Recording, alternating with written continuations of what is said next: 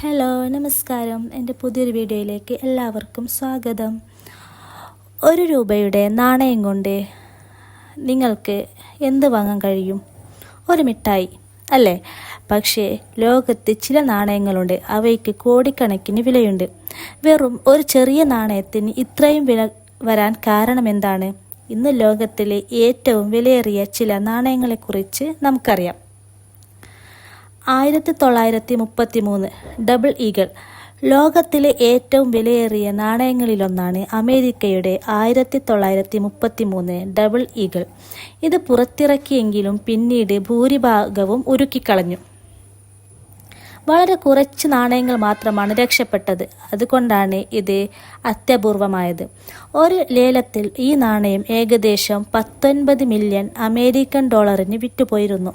അതായത് ഇന്ത്യൻ രൂപയിൽ ഏകദേശം 160 കോടിയിലധികം രൂപ. അതുപോലെ തന്നെ രണ്ടാമത്തേതാണ് flowing hair silver dollar.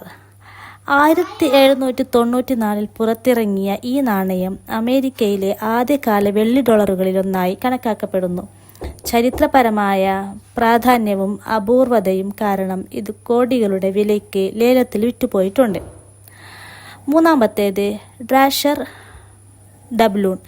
1787 സ്വർണ്ണക്കല്ലനായ Ephraim ബ്രാഷർ നിർമ്മിച്ച ഈ സ്വർണ്ണ നാണയം ഇന്ന് ശേഖരിക്കുന്നവരുടെ ഏറ്റവും വലിയ സ്വപ്നങ്ങളിൽ ഒന്നാണ്.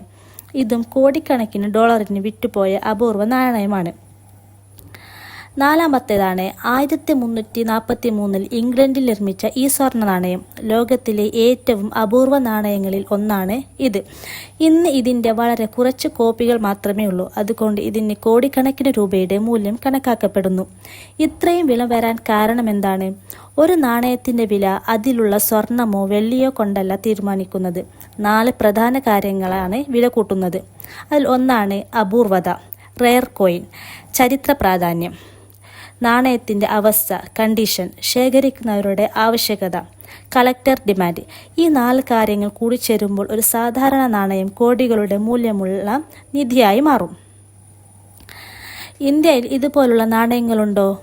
അതെ, ഉണ്ട്. ബ്രിട്ടീഷ് ഇന്ത്യയുടെ കാലത്തെയും ചില രാജവംശങ്ങളുടെയും അപൂർവ നാണയങ്ങൾ ഇന്ന് ലക്ഷങ്ങൾക്കും ചിലപ്പോൾ കോടികൾക്കും ലേലത്തിൽ വിറ്റുപോകാറുണ്ട്. പക്ഷേ എല്ലാ പഴയ നാണയങ്ങൾക്കും വലിയ വില ഉണ്ടാകണമെന്നില്ല. അപൂർവതയും അവസ്ഥയുമാണ് പ്രധാനപ്പെട്ടത്. നിങ്ങളുടെ വീട്ടിൽ പഴയ നാണയങ്ങളുടെ ശേഖരമുണ്ടോ? ഉണ്ടെങ്കിൽ അത് സാധാരണ നാണയമോ അതോ കോടികളുടെ വിലയുള്ള ഒരു അപൂർവ നിധിയോ ഒരിക്കൽ പരിശോധിച്ചു നോക്കൂ. ഈ വീഡിയോ ഇഷ്ടമായെങ്കിൽ ലൈക്ക് ചെയ്യൂ, ചാനൽ സബ്സ്ക്രൈബ് ചെയ്യൂ. അടുത്ത വീഡിയോയിൽ മറ്റൊരു കൗതുകരമായ വിഷയത്തിൽ കാണാം.